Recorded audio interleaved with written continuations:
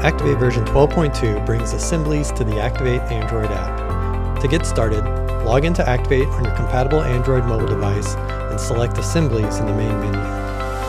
Here you can tap Create New Assembly Session to start a new session from your device, or you can select from a list of the saved draft assembly sessions. When creating a session, you can enter in the assembly product's quantities or details, or if opening an existing session, you can click the pencil icon next to the assembly product to view or change the transaction information, including its lot number and lot details.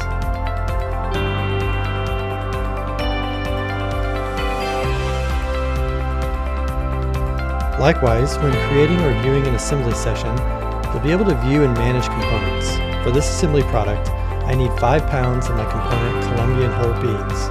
Selecting that component shows me I need a total of 5 pounds and a unit quantity of 1.25 pounds per assembly unit. For lot or serial controlled components, scan lot serial numbers or look up the lot or serial number used.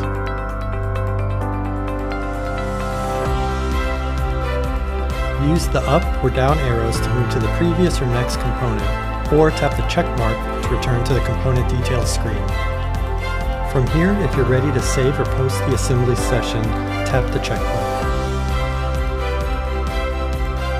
Here, you have the option to save and post, or split this transaction so that you can post some now or some later.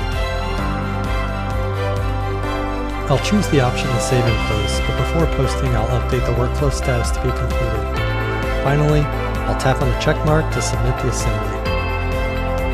As you can see, the session as posted and has been removed from the list. We hope that Android Assemblies in 12.2 takes your efficiency to new levels.